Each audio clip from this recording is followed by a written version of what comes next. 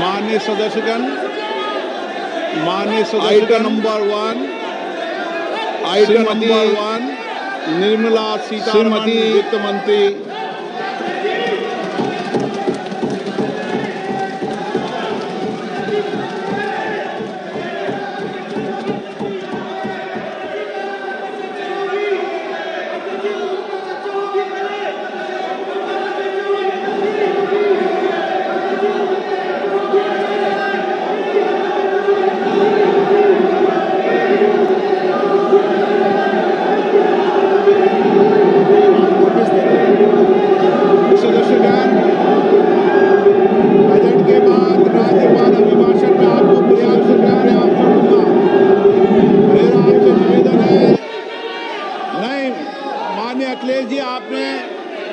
संसद की मर्यादा को आप बना के रखें।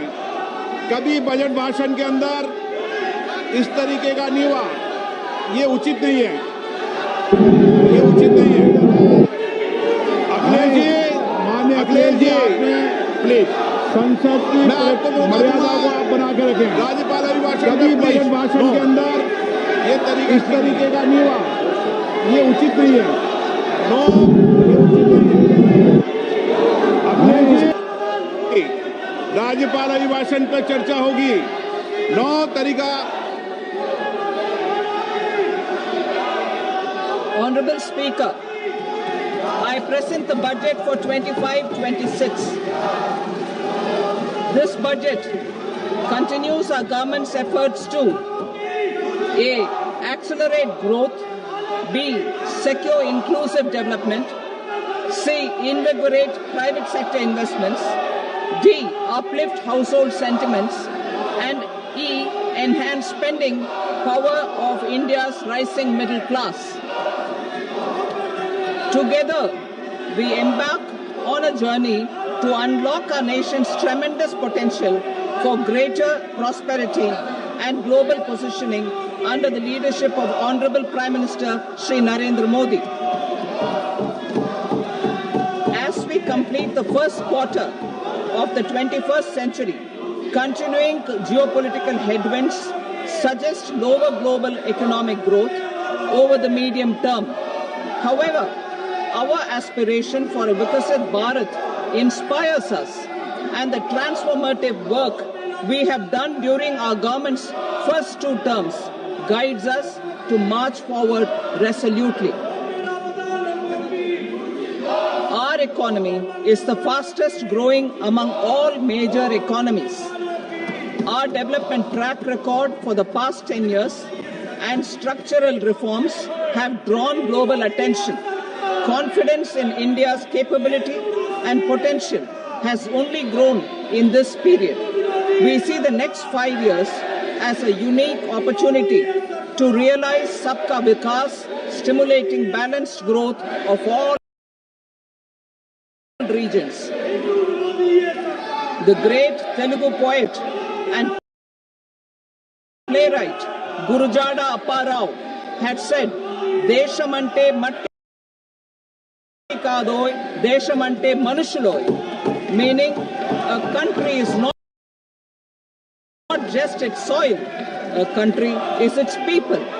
In line with this, for us, Vikasit Bharat encompasses zero poverty to high quality, affordable and comprehensive health care, 100% skilled labor with meaningful employment, 70% women in economic activities, and farmers making our country the food basket of the world.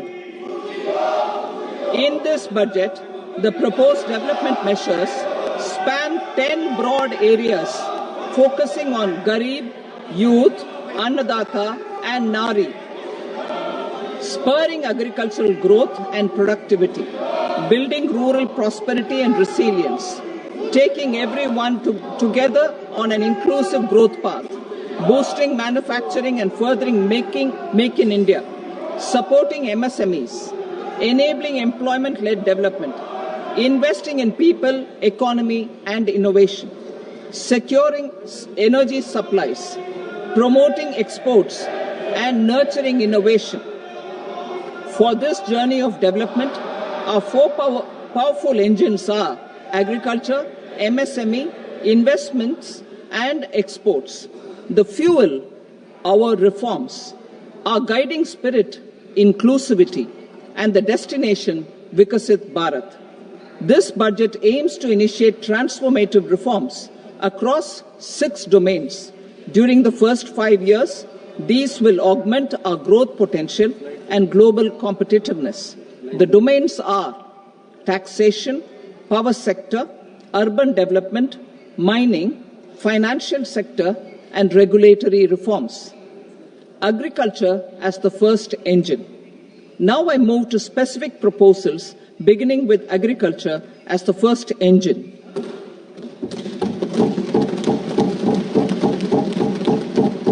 Prime Minister Dhan Dhanya Krishi Yojana, developing agri-districts program.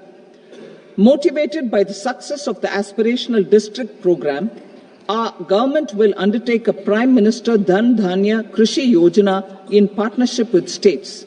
Through the convergence of existing schemes and specialized measures, the program will cover 100 districts with low productivity, moderate crop intensity, and below average credit parameters. It aims to 1. Enhance agricultural productivity, 2. Adopt crop diversification and sustainable agricultural practices, 3. Augment post-harvest storage at the panchayat and block level, 4. Improve irrigation facilities, and 5.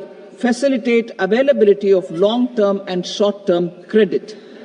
This program is likely to help 1.7 crore farmers.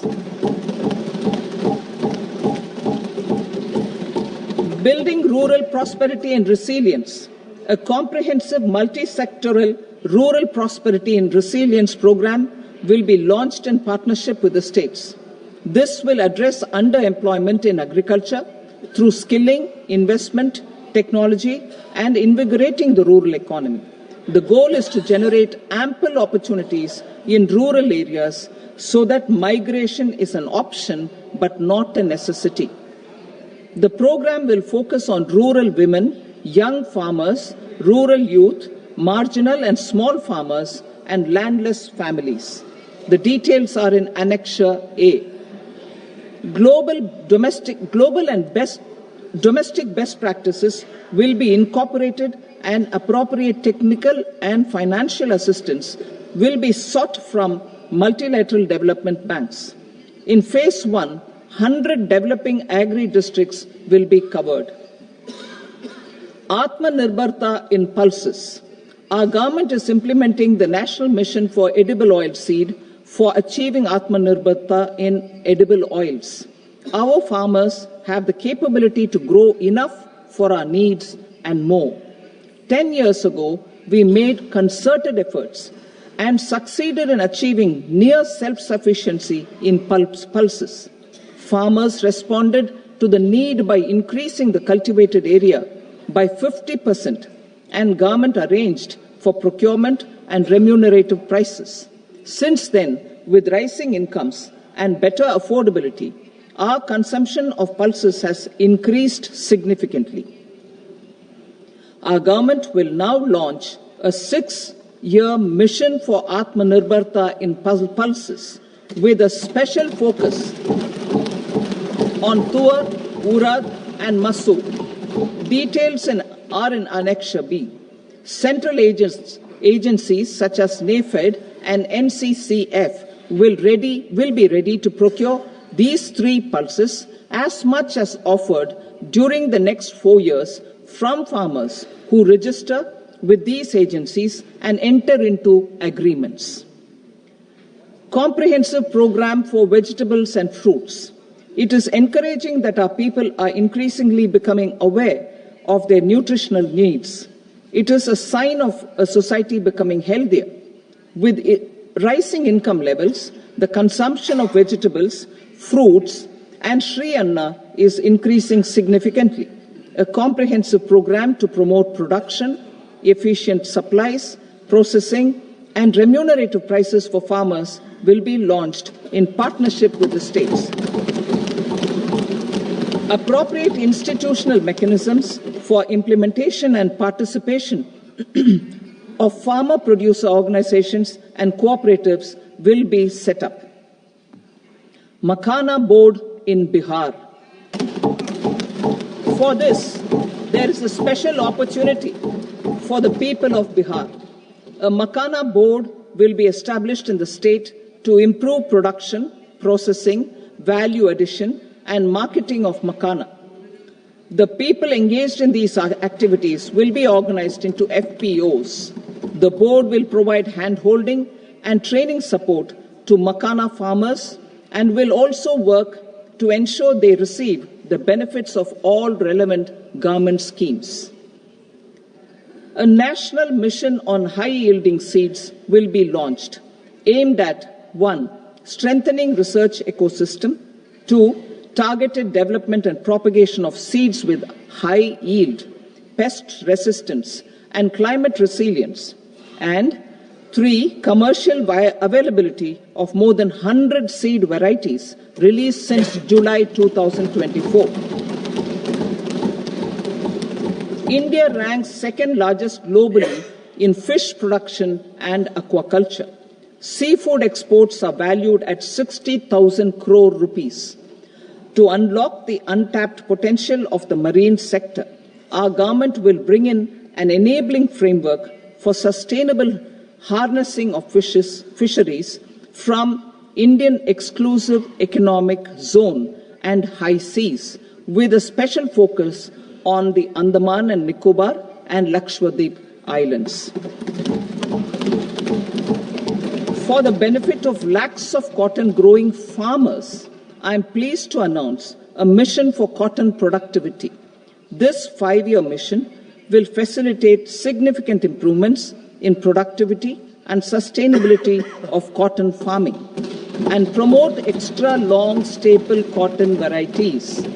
The best of science and technology support will be provided to farmers. Aligned with our integrated 5F vision for the textile sector, this will help in increasing incomes of the farmers and ensure a steady supply of quality cotton for rejuvenating India's traditional textile sector. Kisan credit cards facilitate short-term loans for 7.7 crore farmers, fishermen, and dairy farmers. The loan limit under modified interest subvention scheme will be enhanced from 3 lakh rupees to 5 lakh rupees for loans taken through the KCC. For Atmanirbharta in urea production, our government had reopened 3 dormant urea plants in the eastern region. To further augment urea supply, a plant with annual capacity of 12.7 lakh metric tons will be set up at Namrup in Assam.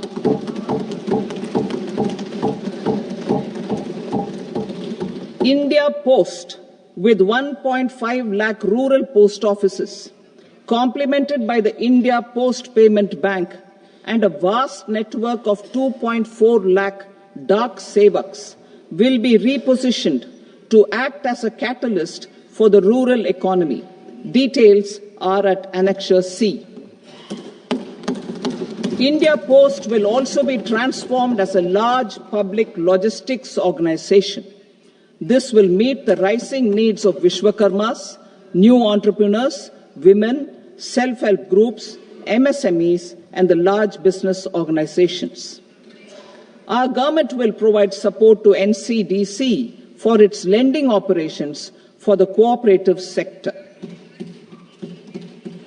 MSMEs as the second engine. Now I move to MSMEs as the second engine, which encompasses manufacturing and services with a focus on MSMEs numbering 5.7 crores. Currently, over 1 crore registered MSMEs, employing 7.5 crore people and generating 36% of our manufacturing, have come together to position India as a global manufacturing hub. With their quality products, these MSMEs are responsible for 45% of our exports. To help them achieve higher efficiencies of scale, technological upgradation, and better access to capital, the investment and turnover limits for classification of all MSMEs will be enhanced to 2.5 and 2 times respectively. This will give them the confidence to grow and generate employment for our youth. The details are given in Annexure D.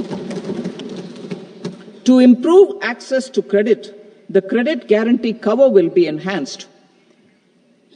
First, for micro and small enterprises from 5 crore to 10 crore rupees, leading to additional credit of 1.5 lakh crores in the next 5 years.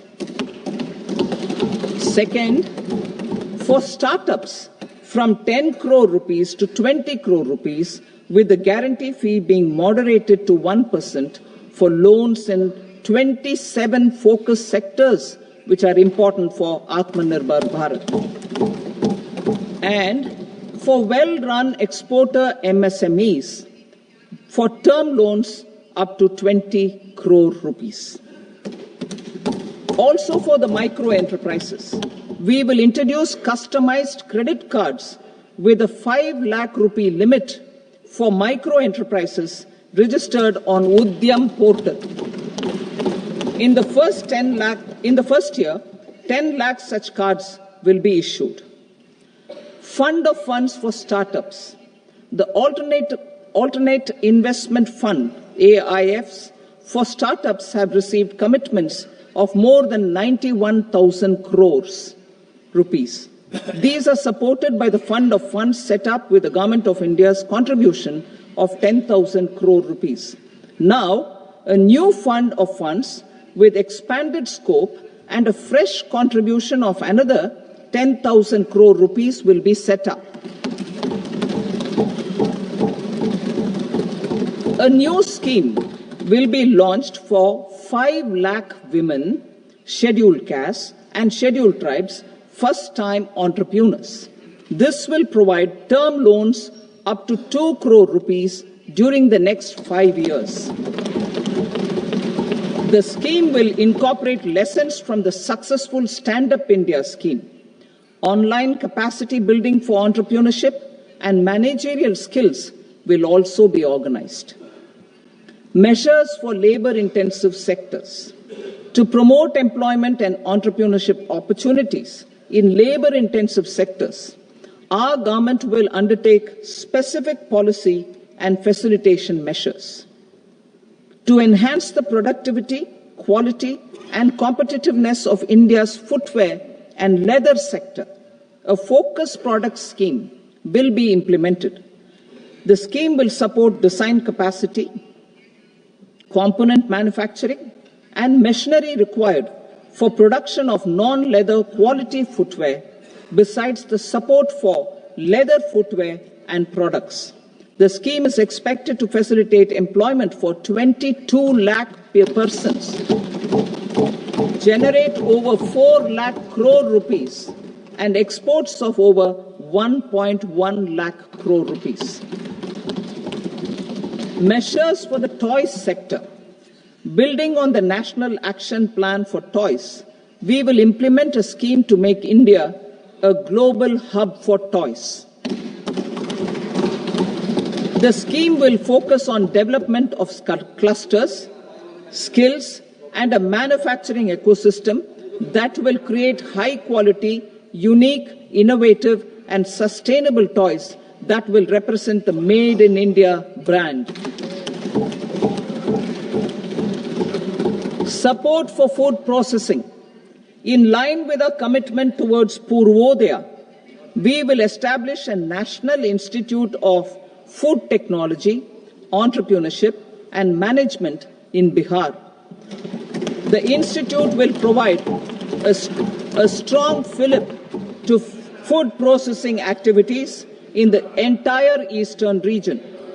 This will result in 1.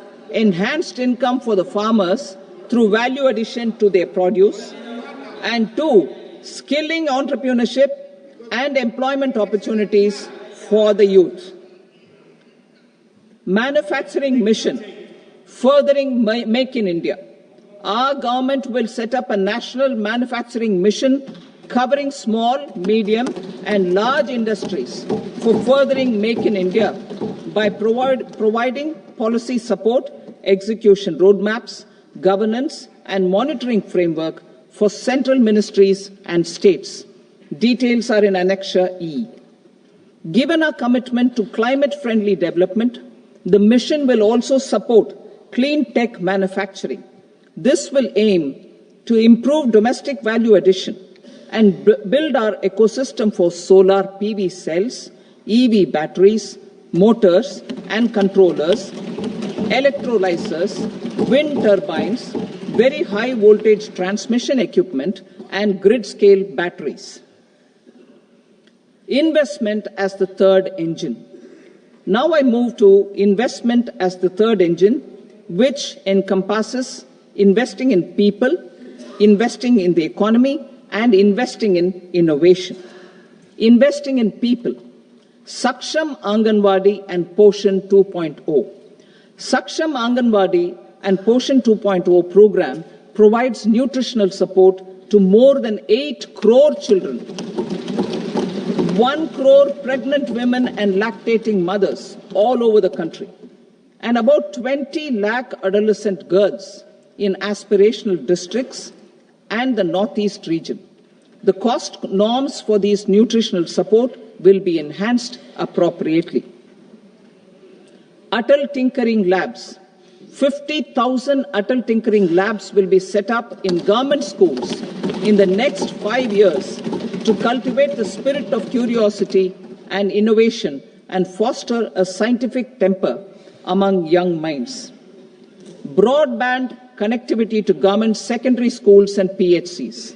Broadband connectivity will be provided to all government secondary schools and primary health centers in rural areas under the BharatNet project. Bharatiya Bhasha Pustak Scheme. We propose to implement a Bharatiya Bhasha Pustak scheme to provide digital form Indian language books for schools and for higher education. This aims to help students understand their subjects better and in their language. National Centers of Excellence for Skilling. Building on the initiative announced in the July 24 budget, 5 national centers of excellence for skilling will be set up with global expertise and partnerships to equip our youth with the skills required for Make for India, Make for the World manufacturing. The partnership will cover curriculum design, training of trainers, and a skills certification framework and periodic reviews. Expansion of capacity in IITs.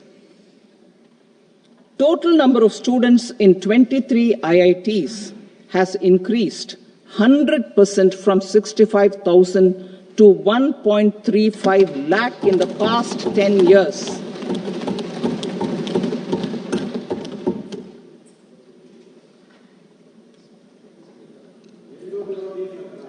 Additional infrastructure will be created in the 5 IITs started after 2014 to facilitate education for 6,500 more students. Hostel and other infrastructure capacity at IIT Patna will also be expanded.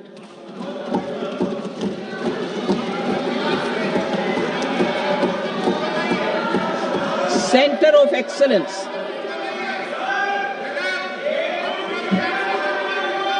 Center of Excellence in AI for Education. I had announced 3 centers of excellence in artificial intelligence for agriculture, health and sustainable cities in 2023.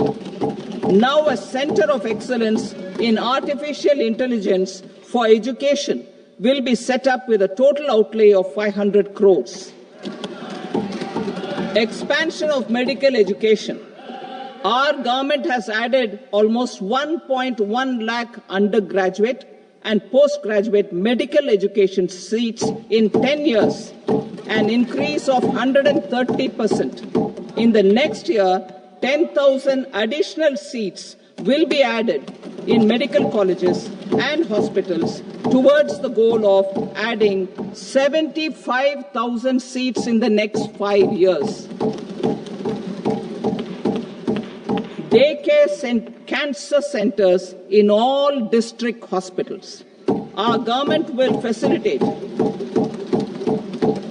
setting up of daycare cancer centers in all district hospitals in the next 3 years. 200 centers will be established in 25-26 itself. Strengthening urban livelihoods. Our government has been giving priority to assisting urban poor and vulnerable groups. A scheme for socio-economic upliftment of urban workers will be implemented to help them improve their incomes, have sustainable livelihoods, and a better quality of life.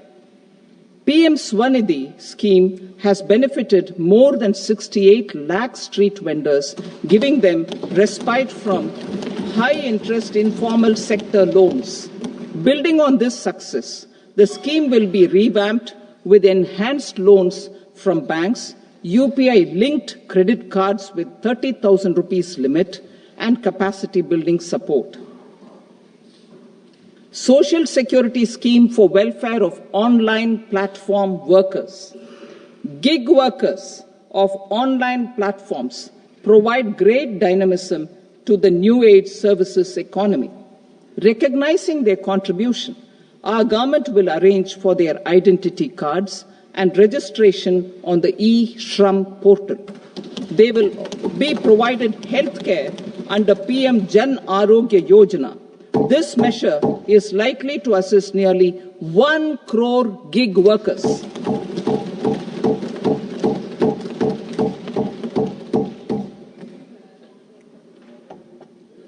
Investing in the economy. Public-private partnership in infrastructure. Each infrastructure-related ministry will come up with a 3-year pipeline of projects that can be implemented in PPP mode. States will also be encouraged to do so and can seek support from the India Infrastructure Project Development Fund, which is a scheme to prepare PPP proposals. Support to states for infrastructure. An outlay of 1.5 lakh crore is proposed for the 50-year interest-free loans to states for capital expenditure and incentives for reforms. Building on the success of the first asset monetization plan announced in 2021, the second plan for 2025 to 30 will be launched to plow back capital of 10 lakh crore in new projects. Regulatory and fiscal measures will be fine-tuned to support the plan. Jal Jeevan Mission. Since 2019, 15 crore households, representing 80% of India's rural population, have been provided access to portable tap water connections. To achieve 100% coverage, I am pleased to announce the extension of this mission until 2028 with an enhanced total outlay. The mission's focus will be on the quality of infrastructure and O&M of rural piped water supply schemes through Jan Bhagidari. A separate MOU or separate MOUs will be signed with the states and union territories to ensure sustainability and citizen-centric water services delivery. Urban sector reforms. Building on the July budget proposals, urban sector reforms related to governance, municipal services, urban land and planning will be incentivized. Urban Challenge Fund. The government will set up an Urban Challenge Fund of 1 lakh crore rupees to implement the proposals for cities as growth hubs, creative redevelopment of cities and for water and sanitation purposes announced in the July budget. This fund will finance up to 25% of the cost of bankable projects, with a stipulation that at least 50% of the cost is funded from bonds, bank loans, and PPPs. An allocation of 10,000 crore is proposed in 2025-26. Power sector reforms. We will incentivize electricity distribution reforms and augmentation of intra-state transmission capacity by states. This will improve financial health and capacity of electricity companies. Additional borrowing of 0.5% of GSDP will be allowed to states contingent on these reforms. Nuclear energy mission for Vikasit Bharat. Development of at least 100 gigawatt of nuclear energy by 2047 is essential for our energy transition efforts. For an active partnership with the private sector towards this goal, amendments to the Atomic Energy Act and the Civil Liability for Nuclear Damage Act will be taken up. A nuclear energy mission for research and development of small modular reactors with an outlay of 20,000 crore will be set up. At least 5 indigenously developed small modular reactors will be operationalized by 2033. Shipbuilding. The shipbuilding financial assistance policy will be revamped to address cost disadvantages.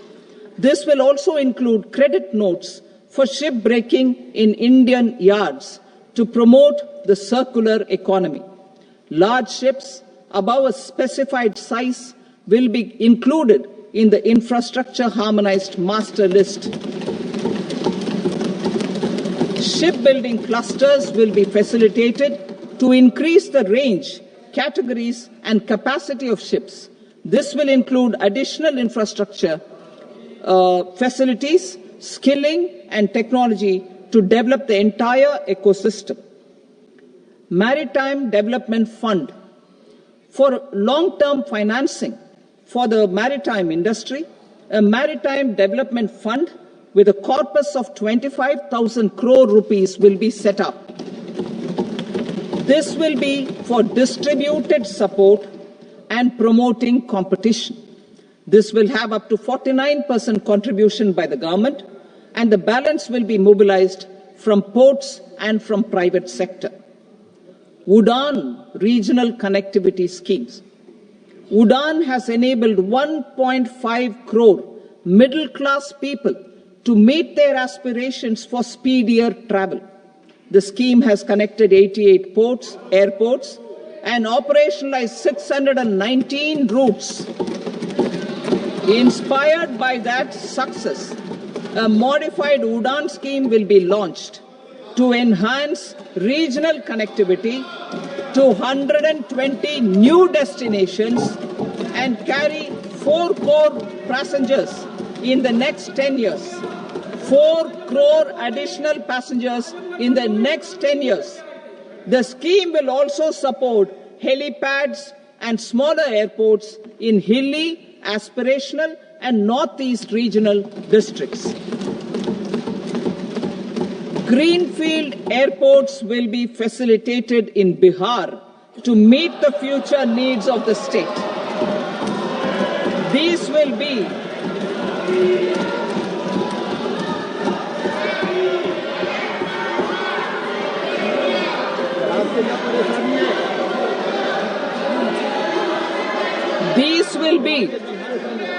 These will be in addition to the expansion of the capacity of Patna Airport and a brownfield airport in Beta. Western Kosi Canal project in Mithilanchal.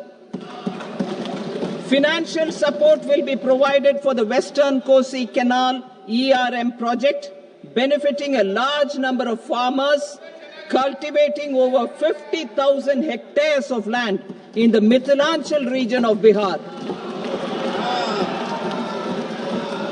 Mining sector reforms, including those for minor minerals, will be encouraged through sharing of best practices and institutions of a state mining index. A policy for recovery of critical minerals from tailings will be brought out. Under the special window for affordable and mid-income housing, SWAMI, 50,000 dwelling units in stressed housing projects have been completed and keys handed over to home buyers. Another 40,000 units will be completed in 2025, further helping middle-class families who were paying EMIs on loans taken for apartments while also paying rent for their current dwellings. Building on this success, SWAMI Fund 2 will be established as a blended finance facility with contribution from the government, banks and private investors. This fund of 15,000 crore rupees will aim for expeditious completion of another 1 lakh units. PM Gati Shakti data for private sector. For furthering PPPs and assisting the private sector in project planning, access to relevant data and maps from the PM Gati Shakti portal will be provided.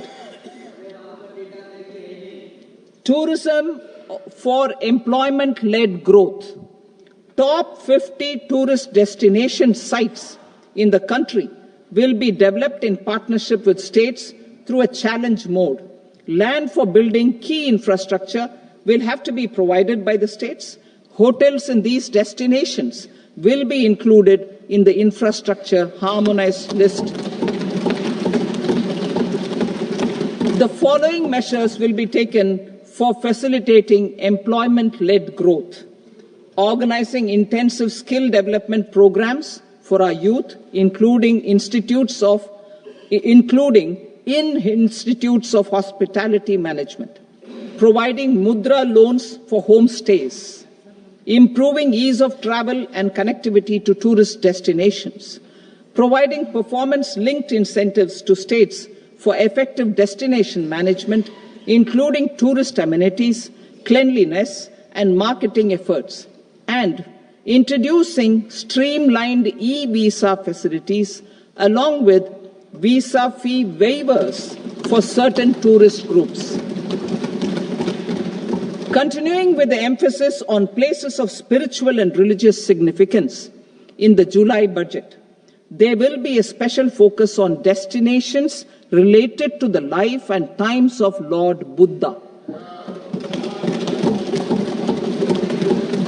Medical tourism and heal in India. Medical tourism and heal in India will be promoted in partnership with the private sector along with capacity building and easier visa norms. Investing in innovation. To implement private sector-driven research, development and innovation initiatives announced in the July budget, I am now allocating 20,000 crore rupees for this purpose. A deep tech fund of funds will also be explored to catalyze the next generation startups as a part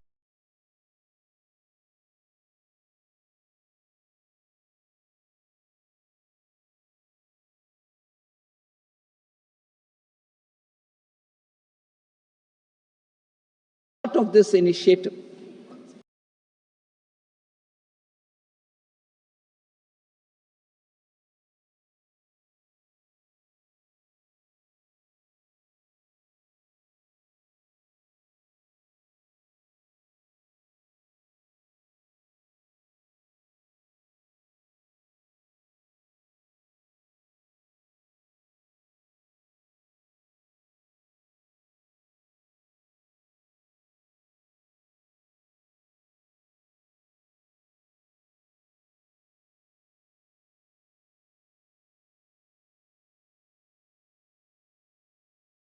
Lines will be set up script heritage with academic institutions, museums, libraries, and private collectors will be undertaken to cover more than 1 crore manuscripts.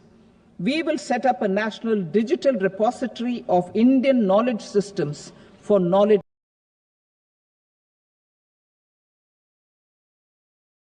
sharing. Now I move to exports as the fourth engine. We will set up an export promotion mission with sectoral and ministerial targets driven jointly by the Ministries of Commerce, MSME, and Finance. It will facilitate easy access to export credit, cross-border factoring support, support to MSMEs to tackle non-tariff measures in overseas markets. A digital public infrastructure, Bharat Trade Net, for international trade will be set up as a unified platform for trade documentation and financing solutions. This will complement the Unified Logistics Interface platform. The BTN will be aligned with international practices. Support will be provided to develop domestic manufacturing capacities for our economy's integration with global supply chains. Sectors will be identified based on objective criteria. Facilitation groups with participation of senior officers and industry representatives will be formed for select products and supply chains. Through this, there are huge opportunities related to Industry 4.0, which needs high skills and talent. Our youth have both. Our government will support the domestic electronic equipment industry to leverage this opportunity for the benefit of our youth. A national framework will be formulated as guidance to states for promoting global capability centers in emerging Tier 2 cities. This will suggest measures for enhancing availability of talent and infrastructure, building bylaw reforms, and mechanisms for collaboration with industry. Our government will facilitate upgradation of infrastructure and warehousing for air cargo, including high-value perishable horticultural produce. Cargo screening and customs protocol will be streamlined and made user-friendly.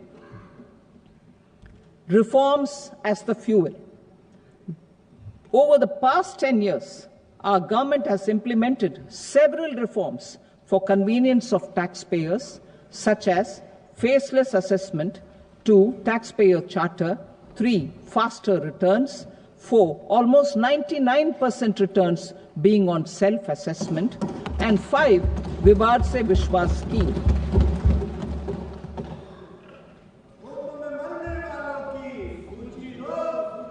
Continuing these efforts, I reaffirm the commitment of the tax department to trust first, scrutinize later. I also propose to introduce the new income tax bill next week. I will detail the indirect tax reforms and changes in direct taxes in Part B. Financial sector reforms. The FDI limit for the insurance sector will be raised from 74 to 100%. This enhanced limit will be available for those companies which invest the entire premium in India. The current guardrails and conditionalities associated with foreign investment will be reviewed and simplified. The services of India Post Payment Bank will be deepened and expanded in rural areas. NABFID will set up a partial credit enhancement facility for corporate bonds for infrastructure. Public sector banks will develop Grameen Credit Score Framework to serve the credit needs of SHG members and people in rural areas. A forum for regulatory coordination and development of pension products will be set up. To implement the earlier announcement on simplifying the KYC processes, the revamped Central KYC Registry will be rolled out in 2025. We will also implement a streamlined system for periodic updating. Requirements and procedures for speedy approval of company mergers will be rationalized. The scope for fast-track mergers will also be widened and the process made simpler.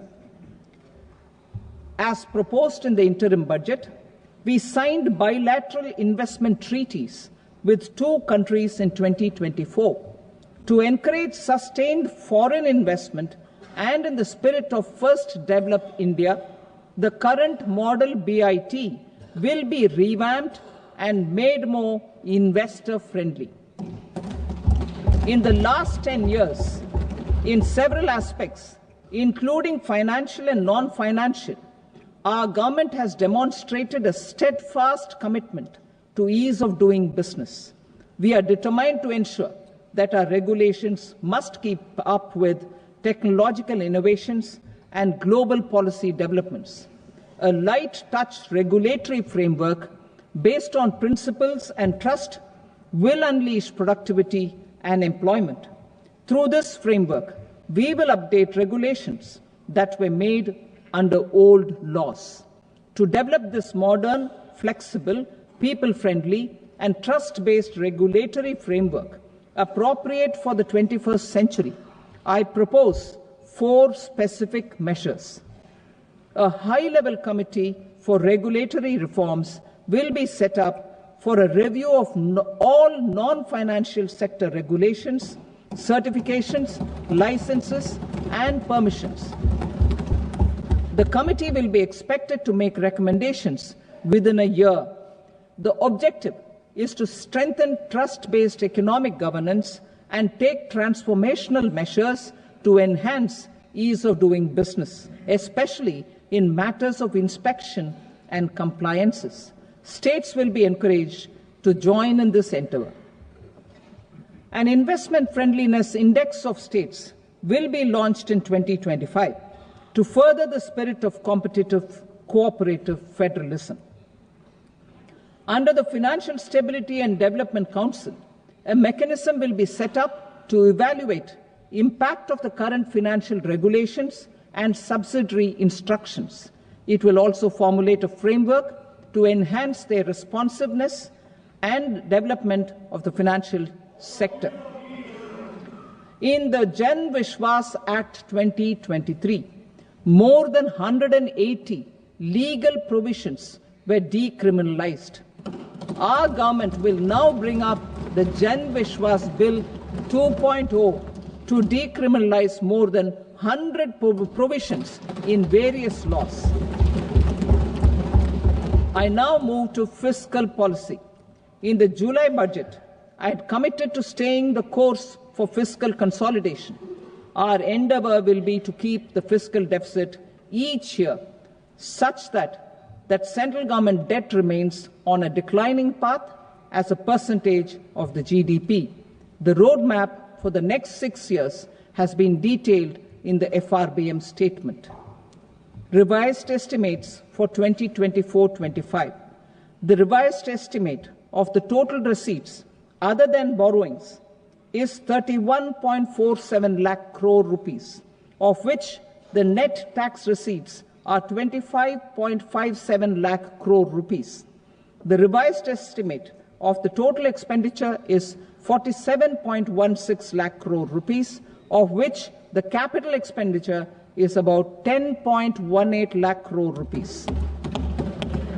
The revised estimate of the fiscal deficit is 4.8% of the GDP. Budget estimates for 25-26. Coming to 25-26, the total receipts other than borrowings and total expenditure are estimated at 34.96 lakh crore rupees and 50.65 lakh crore rupees respectively. The net tax receipts are estimated at 28.37 lakh crore rupees. The fiscal deficit is estimated to be 4.4% of GDP. To finance the fiscal deficit, the net market borrowings from dated securities are estimated at 11.54 lakh crore. The balance financing is expected to come from small savings and other sources. The gross market borrowings are estimated at 14.82 lakh crore rupees. I will now move to Part B. Indirect taxes. My proposals relating to customs aim to rationalize tariff structure and address duty inversion. These will also support domestic manufacturing and value addition, promote exports, facilitate trade, and provide relief to common people. Rationalization of customs tariff structure for industrial goods. As a part of comprehensive review of customs rate structure announced in July 2024 budget, I propose to 1. Remove 7 tariff rates. This is over and above the 7 tariff rates removed in 23-24 budget. After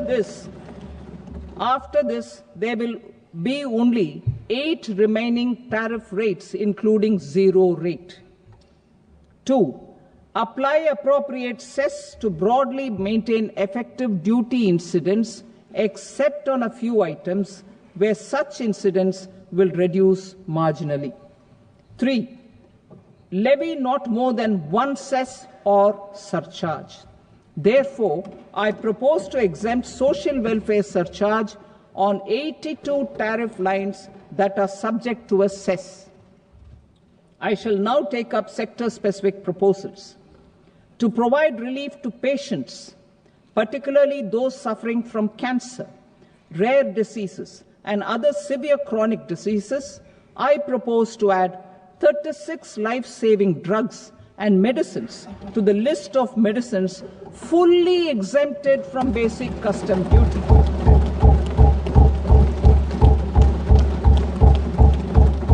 I also propose to add 6 life-saving medicines to the list attracting concessional custom duty of 5%. Full exemption and concessional duty will also respectively apply on the bulk drugs for manufacture of the above. Specified drugs and medicines under patient assistance programs run by the pharmaceutical companies are fully exempt from BCD, provided the medicines are supplied free of cost to the patients. I propose to add 37 more medicines along with 13 new patient assistance programs. Support to domestic manufacturing and value addition. Critical minerals. In the July 2024 budget, I had fully exempted BCD on 25 critical minerals that are not domestically available. I had also reduced BCD of 2 other such minerals to provide a major fillip to their processing, especially by MSMEs. Now, I propose to fully exempt cobalt powder and waste, the scrap of lithium-ion battery, lead, zinc, and 12 more critical minerals. This will help secure their availability for manufacturing in India and promote more jobs for our youth. To promote domestic production of technical textile products such as agro-textiles, medical textiles, and geotextiles at competitive prices, I propose to add 2 more types of shuttle-less looms to the list of fully exempted textile machinery.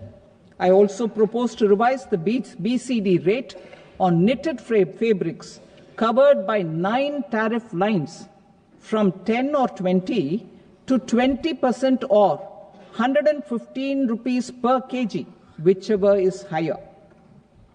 Electronic goods.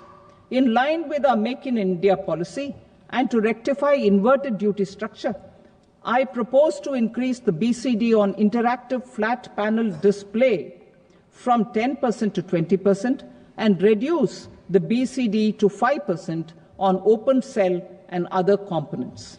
In 23-24 budget, for the manufacture of open cells of LCD, LED TVs, I had reduced the BCD on parts of open cells from 5% to 2.5%.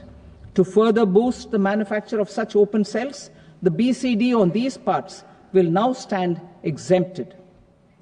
Lithium-ion battery. To the list of exempted capital goods, I propose to add 35 additional capital goods for EV battery manufacturing and 28 additional capital goods for mobile phone battery manufacturing. This will boost domestic manufacture of lithium-ion batteries, both for mobile phones and for electric vehicles. Shipping sector. Considering that shipbuilding has a long gestation period, I propose to continue the exemption of BCD on raw materials, components, consumables, or parts for the manufacture of ships for another 10 years.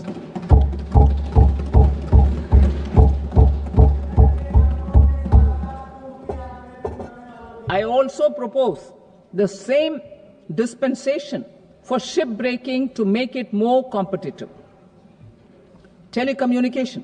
To prevent classification disputes, I propose to reduce the BCD from 20% to 10% on carrier-grade Ethernet switches to make it at par with non-carrier-grade Ethernet switches. Export promotion. To facilitate exports of handicrafts, I propose to extend the time period for export from 6 months to 1 year, further extendable by another 3 months if required. I also propose to add 9 items to the list of duty-free inputs. Leather sector. I propose to fully exempt BCD on wet blue leather to facilitate imports for domestic value addition and employment. I also propose to exempt crust leather from 20% export duty to facilitate exports by small tanners. Marine products. To enhance India's competitiveness in the global seafood market, I propose to reduce BCD from 30% to 5% on frozen fish paste, surimi, for manufacture and export of its analog products. I also propose to reduce BCD from 15% to 5% on fish hydrolysates for manufacture of fish and shrimp feed. In July 2024 budget, to promote development of domestic MROs for aircraft and ships, I had extended the time limit for export of foreign origin goods that were imported for repairs from 6 months to 1 year and further extendable by 1 year. I now propose to extend the same dispensation for railway goods. Time limit for provisional assessment. Presently, the Customs Act 1962 does not provide any time limit to finalize provisional assessments, leading to uncertainty and cost to trade. As a measure of promoting ease of doing business, I propose to fix a time limit of 2 years, extendable by a year, for finalizing the provisional assessment.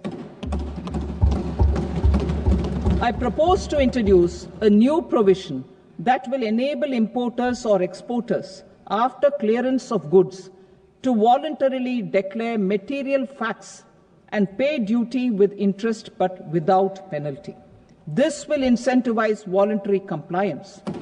However, this will not apply in cases where department has already initiated audit or investigation proceedings.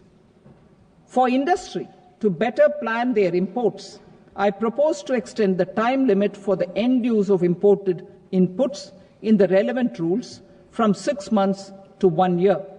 This will provide operational flexibility in view of cost and uncertainty of supply. Further, such importers will now have to file only quarterly statements instead of a monthly statement.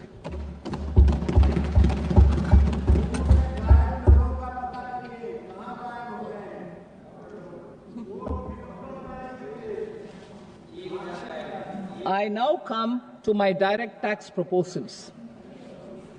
In Part A, I have briefly underlined taxation reforms as one of key reforms to realize our vision of Vikasit Bharat. In respect of criminal law, our government had earlier ushered in Bharatiya Nyaya Sanhita, replacing Bharatiya Danda Sanhita. I am happy to inform this august House and the country that for new income tax bill will carry forward the same spirit of Nyaya in its drafting as well. The new bill will be clear and direct in text, with close to half of the present law in terms of both chapters and words. It will be simple to understand for taxpayers and tax administrators, leading to tax certainty and reduced litigation. Reforms, however, are not a destination. They are means to achieve good governance for our people and economy. Providing good governance primarily involves being responsive. The Tirukural captures this in verse 542, which reads, "Vaanokki vaazhum ulagallam, mannavan kol nokki vaazhum kudi," meaning, just as the living beings live expecting rains, citizens live expecting good governance. Our government is committed to keeping an ear to the ground and a finger on the pulse and responding while balancing our national building efforts.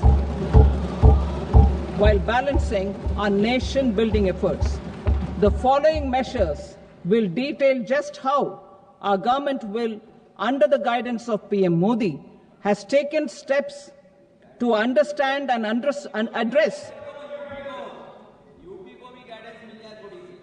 I repeat that sentence, sir. The following measures will detail just how our government, under the guidance of PM Modi, has taken steps to understand and address the needs voiced by our citizens. My tax proposals are guided by this spirit. The objectives of my proposals are as follows: personal income tax reforms with special focus on middle class, rationalization of TDS and TCS for easing difficulties, encouraging voluntary compliance, reducing compliance burden, ease of doing business, employment and investment. I will come to my proposal on personal income tax towards the end. TDS and TCS, rationalization for easing difficulties.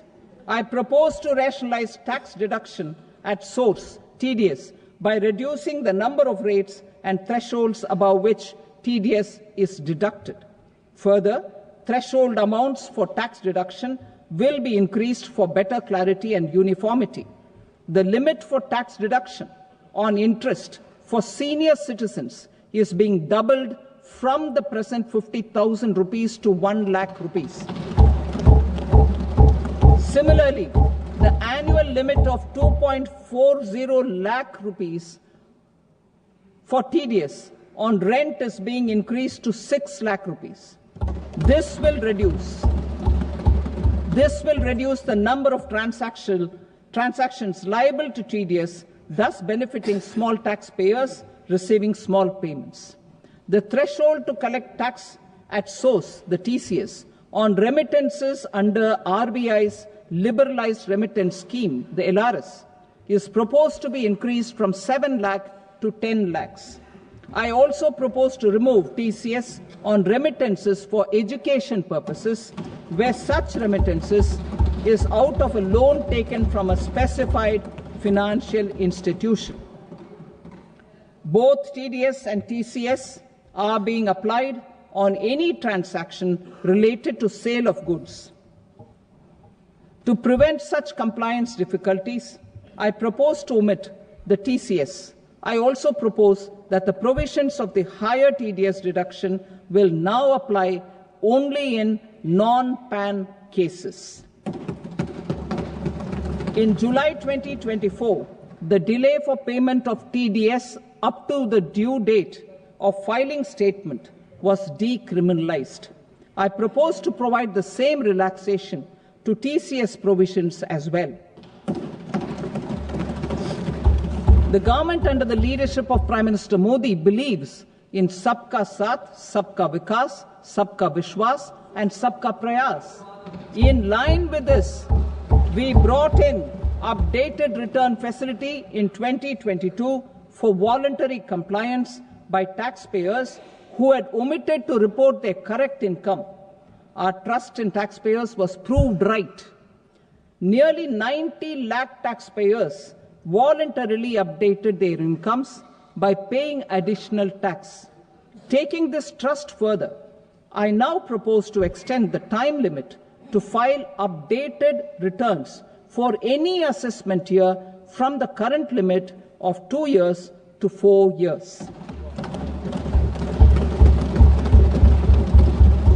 I propose to reduce the compliance burden for small charitable trusts and institutions by increasing their period of registration from 5 years to 10 years.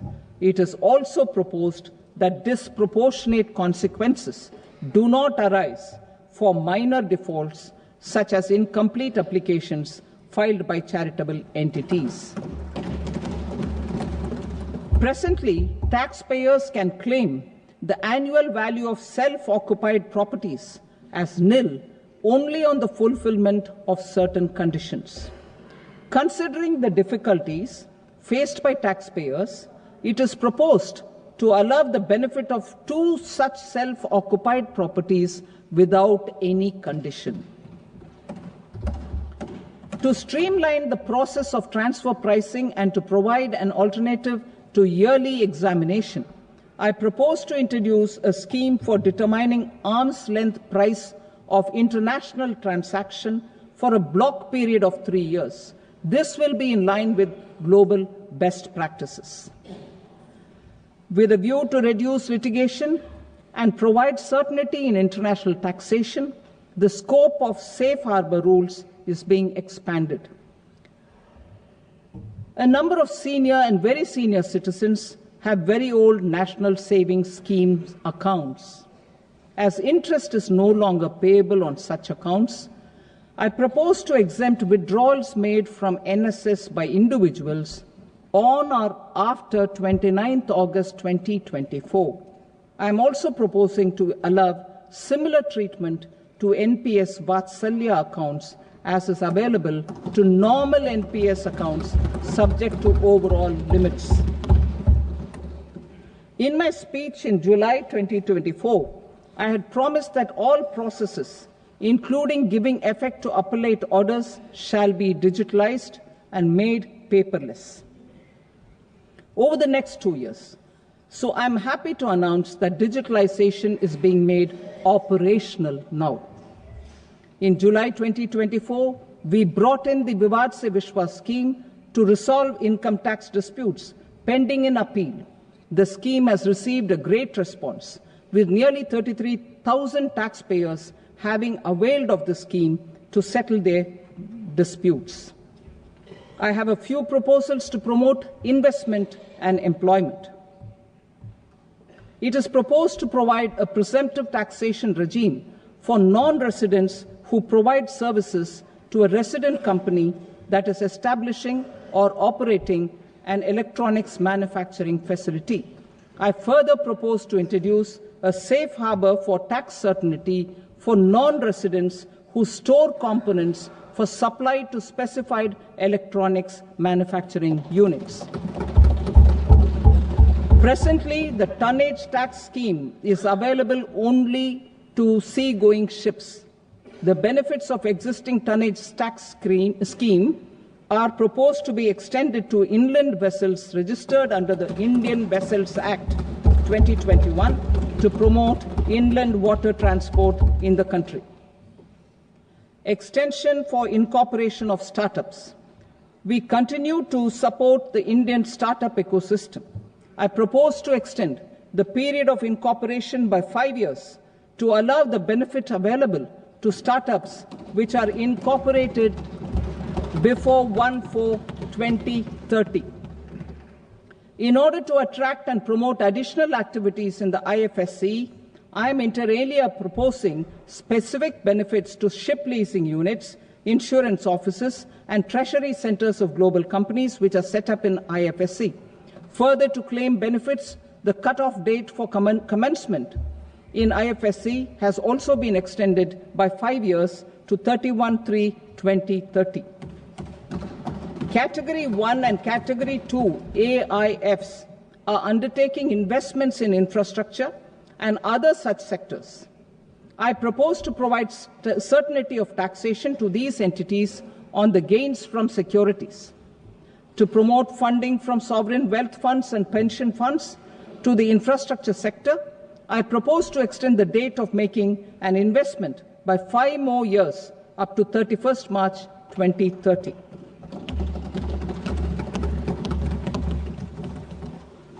Personal income tax reforms with special focus on middle class.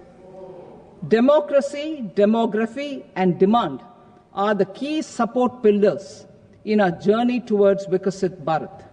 The middle class provides strength for India's growth. This government, under the leadership of Prime Minister Modi, has always believed in the admirable energy and ability of the middle class in nation building. In recognition of their contribution,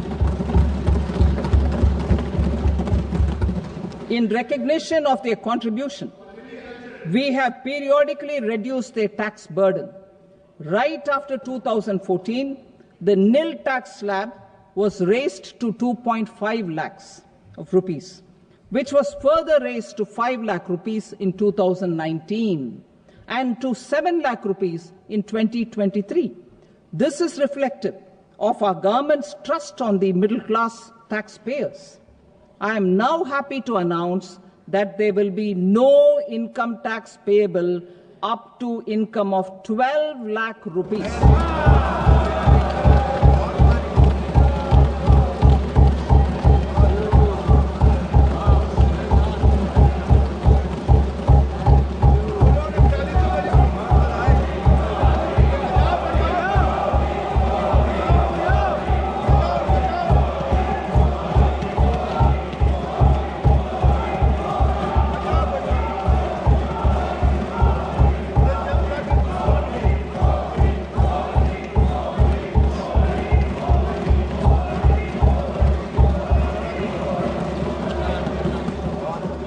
So, average income of 1 lakh per month, other than the special rate income such as capital gains, under the new regime.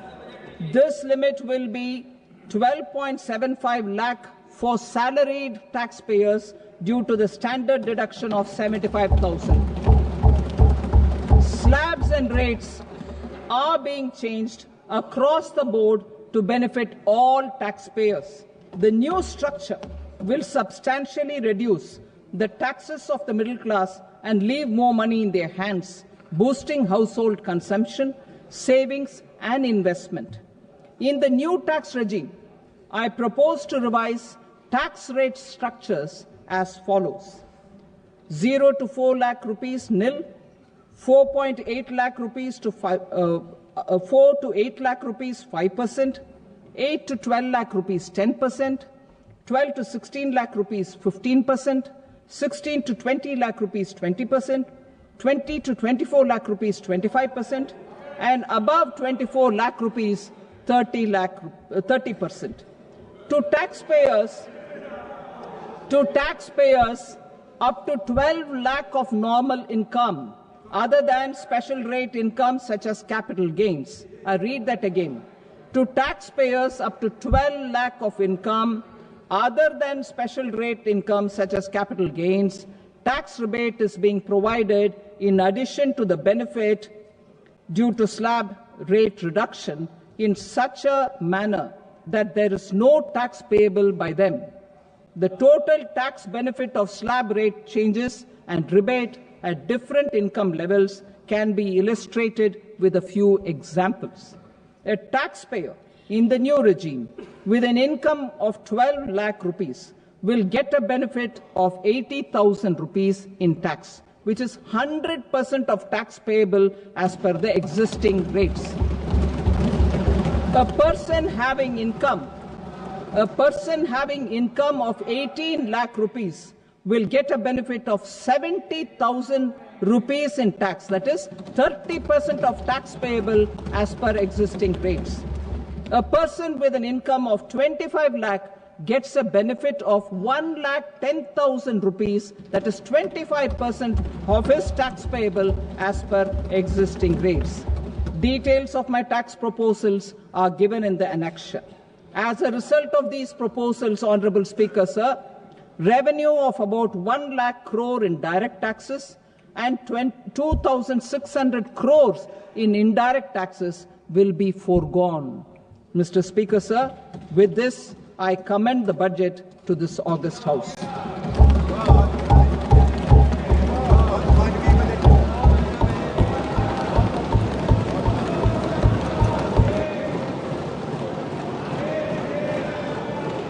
Item number 2, Srimati Nirmala Sitharaman. Sir, with your permission, I rise to lay on the table the following statements under Section 3(1) of the Fiscal Responsibility and Budget Management Act 2003.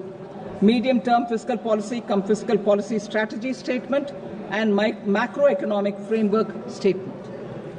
Item number 3, Srimati Nirmala Sitharaman. Sir, with your permission, I rise to move for leave to introduce the Finance Bill 2025. प्रश्न ये है कि विधेयक को पुनर्स्थापित करने की अनुमति प्रदान की जाए।